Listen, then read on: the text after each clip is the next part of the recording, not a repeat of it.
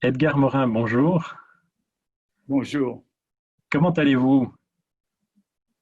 Ben ça, je tiens le coup. Donc vous avez en tout cas une très bonne mine. Merci d'être avec nous et d'avoir accepté cet échange. Les 100 citoyens tirés au sort de la région Occitanie pour cette première convention citoyenne vous écoutent.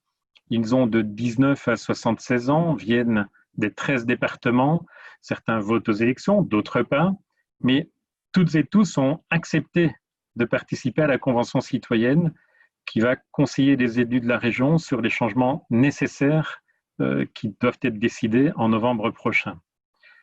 Alors, lors de la première session qui a eu lieu à Toulouse il y a 2 semaines, il y a deux interrogations qui sont apparues parmi les participants. Et l'une portait sur la légitimité des citoyens pour une telle tâche. Est-ce que les citoyens sont légitimes pour travailler sur un sujet qui est la transformation de la région pour résoudre les crises écologiques, sociales et sanitaires? C'était une première question. Et l'autre qui est ressorti, un autre doute, c'est sur les conséquences de leur travail de citoyens sur les décisions des élus. Alors, vous qui vous êtes penché sur cette question de la démocratie participative, qu'est-ce que vous leur diriez face à ces doutes qui sont apparus? Les citoyens sont-ils légitimes? Écoutez, tout citoyen est compétent sur des questions d'intérêt collectif, ou s'il n'est pas compétent, il doit essayer d'être compétent et de participer à la vie collective. Et moi, depuis très longtemps, je suis partisan de compléter la démocratie représentative par une démocratie participative qui peut avoir plusieurs formes, qui peut avoir forme de conseils communaux, comme de conseils nationaux, comme celui qui s'est fait, comme des conseils régionaux, comme celui auquel vous me demandez de participer. Et je pense que la formule du tirage au sort est une des formules classiques de la démocratie que Athènes, au 5e siècle avant notre ère, a inauguré, ne serait-ce que pour la nomination des juges, et que l'on peut utiliser justement pour avoir une répartition plus juste que dans les systèmes électoraux où il n'y a qu'une petite partie de lecteurs qui veulent et on les somme de faire un choix binaire alors que là, il y a une possibilité de débat. Donc, je suis un très fervent partisan de la démocratie participative et de cette forme nouvelle qui vient d'être inaugurée. Et je pense aussi que les avis de ce Conseil doivent être pris au sérieux par les autorités, que ce soit les autorités gouvernementales au niveau national ou les autorités régionales ici. C'est-à-dire que là aussi, un nouveau débat doit s'ouvrir entre ce que propose ou critique le Conseil des citoyens et les autorités par ailleurs. Ça demande, c'est un sérieux changement d'habitude d'une part, de reconnaître la compétence de tout citoyen et d'autre part, d'en tenir compte dans les décisions. Et pour vous, quand vous dites que vous militez, vous avez développé des arguments pour cette démocratie, c'est l'argument principal pour vous, c'est lequel? Mon argument principal, c'est que notre démocratie représentative est insuffisante. Et non seulement elle est insuffisante, elle connaît aujourd'hui une crise et des carences particulières. Pourquoi? Parce que beaucoup de partis se sont sclérosés, d'autres se sont quasi décomposés, qui se créent des coalitions hétéroclites, c'est-à-dire que dans le fond, il y a une vacuité de pensée politique au sein du monde de la démocratie représentative du Parlement, et que aussi les gouvernants, et surtout avec notre système présidentiel, planent quasi au-dessus de la vie quotidienne et ne souvent n'ont pas conscience de ce que la vie du citoyen normal qui prend le tramway ou le métro et qui se bat à son travail à des heures fixées et obligatoires. Donc, si vous voulez, moi je pense que c'est très bien que ça parte des citoyens pour monter vers le haut et qu'un dialogue s'établisse. C'est une période de crise. Vous savez, depuis longtemps, on parle de démocratie participative, mais je pense que la crise de la démocratie, qui est malheureusement universelle, vous le voyez dans tous les pays d'Asie, d'Afrique et malheureusement quelques-uns d'Europe et qui nous menacent, vous avez besoin de cette démocratie à tous les niveaux. Je ne dis pas que ce sont des solutions magiques qui résolvent tous les problèmes, mais au moins les aspirations sont traduites et après il s'agit de les hiérarchiser, de les mettre en ordre. Ce n'est qu'un début, il faut arriver à la formulation d'une politique. C'est ce que nous allons faire ici avec cette convention citoyenne. Dans votre livre « La Voix », vous associez la démocratie participative à la nécessaire éducation populaire et vous l'associez aussi sur l'éthique du cœur qui doit habiter les décideurs.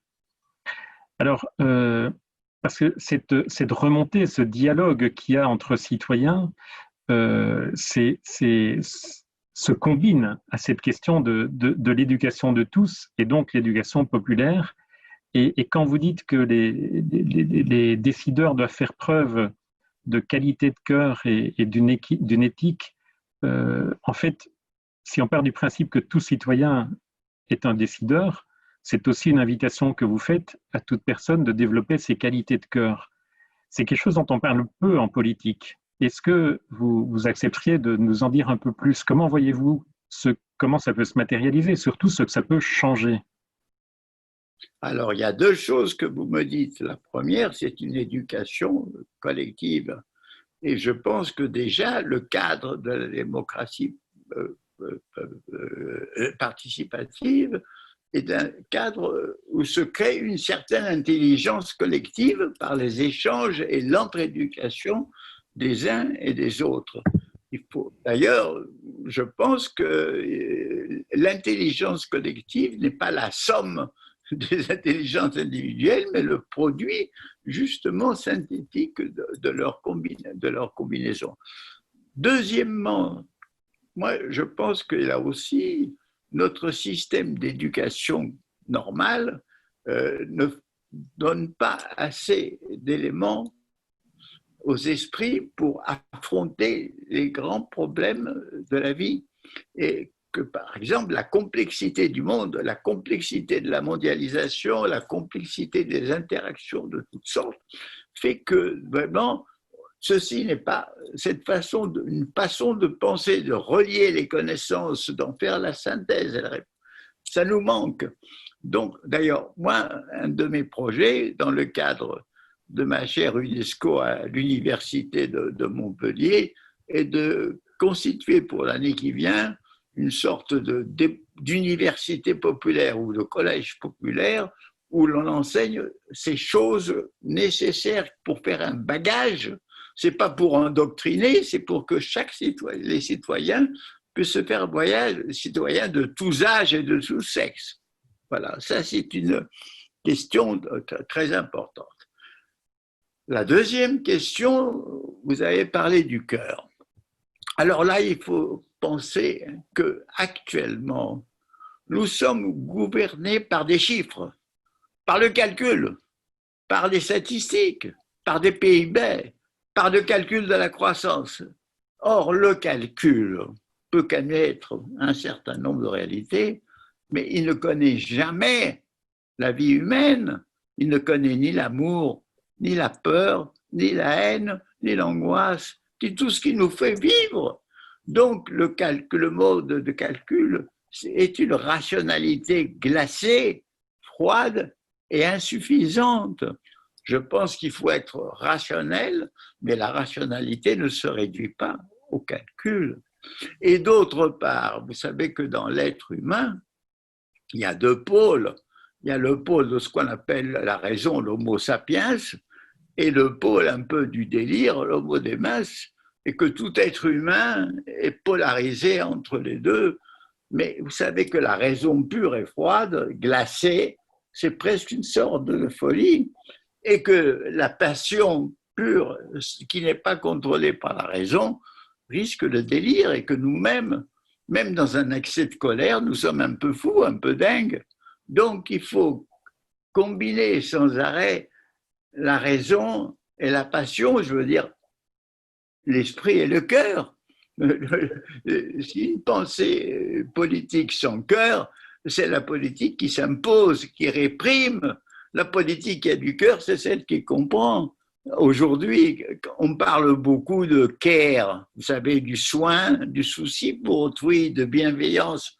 On a raison, c'est une vieille notion qu'avait Confucius, mais qui vaut aussi pour aujourd'hui, pour tous ceux qui sont au sommet de l'échelle, ou si vous voulez, au sommet des cordées, et qui ne doivent pas se borner à tirer la cordée, mais aussi avoir de l'amitié, de la bienveillance. Moi, je crois que la crise nous a révélé à quel point étaient indispensables les tout petits, les éboueurs, les balayeurs, les caissières, tous ces gens qui font ces travaux humbles, ignorés ou méprisés, mais sans lesquels on ne peut pas vivre, alors que moi, je peux vivre sans les messieurs du 440. Donc, si vous voyez, voilà l'importance du cœur. Voilà. Je dis, pourquoi les chiffres, le côté raison, chiffre, l'emporte-t-il dans la politique, et pourquoi le cœur est-il si difficile à mobiliser dans la politique? Parce que depuis des dizaines d'années, la politique s'est vidée de pensée et s'est mise à remorque de l'économie. Et l'économie, ce sont des chiffres et des calculs. Et malheureusement, à la remorque d'une économie dominante qui donne la priorité au profit, comme si le profit va régler tous les problèmes. C'est la fameuse théorie du ruissellement. Plus les riches seront riches, plus l'argent va ruisseler. Or, on n'a pas vu ça ni chez M. Pinault, ni chez M. Lagardère. Ça ne ruisselle pas tellement. Donc, si vous voulez, c'est parce que la politique s'est dégradée en économie et que l'économie s'est dégradée dans ce qu'on appelle le néolibéralisme que la politique manque totalement de cœur. Et dans tous les domaines, pas seulement pour les malheureux, pas seulement pour ceux qui continuent à ne pas avoir de toit et à coucher dans les rues, pour les migrants, pour des malheureux que l'on traite, que l'on enlève de leur tente. Je veux dire que c'est ça qui est important. Et puis en plus, je veux dire, c'est pas seulement pour les malheureux, mais qui souffrent de la misère et de la pauvreté, mais il y a un malheur humain aussi de la solitude, des femmes abandonnées, des vieux abandonnés, des jeunes solitaires, et tous ces gens-là, il faut y penser avec le cœur. Il ne faut pas penser que ce sont des choses qui entrent dans des statistiques. C'est quand même fondamental. Edgar Morin, les 100 citoyens qui vous écoutent ont reçu un mandat de Carole Delga, présidente de la région, c'est d'exprimer des propositions d'actions concrètes pour que la région Occitanie améliore le bien-être des habitants, que la justice sociale soit renforcée et qu'il y ait plus de confiance entre citoyens et l'institution. Et pour vous, Edgar Morin, quelles sont les grandes décisions que nous devons, en tant qu'humains et habitants de l'Occitanie, prendre aujourd'hui et qui feront que dans 60, 70 ans, nos petits-enfants ou arrière-petits-enfants seront fiers de nous? Écoutez, l'objectif essentiel, c'est de lutter contre tout ce qui est le mal-être, le malaise, et tout ce qui est pour le mieux vivre, le bien vivre. Vous voyez, ça, c'est une chose. Alors, moi, je crois que, si vous voulez, je vois les éléments d'une politique qu'il faut rassembler. Bon, tout d'abord, je pense que les villes doivent on doit poursuivre une politique commencée de la désintoxication des villes qui sont polluées, des grandes villes bien entendu, et par là même de leur piétinisation de plus en plus grande, de développement des transports publics propres, de façon à favoriser le bien-être et la santé des habitants. Il y a cette désintoxication qui est capitale, qui a commencé et qui doit se poursuivre. Du point de vue rural, et surtout que l'Occitanie est un pays très riche du point de vue agricole, mais je crois aussi que c'est important, et la région en a pleinement conscience, qu'il faut faire régresser l'agriculture et l'élevage industriel qui produisent des aliments insipides et parfois nocifs par tout ce qu'ils contiennent de pesticides, qui dégradent totalement les sols et par là même favoriser le retour de l'agriculture fermière, de l'agriculture biologique, agroécologique, comme on dit, d'une agriculture à l'échelle humaine, d'une polyculture, de quelque chose qui soit sain et qui permette une alimentation de proximité, comme ça se développe aujourd'hui.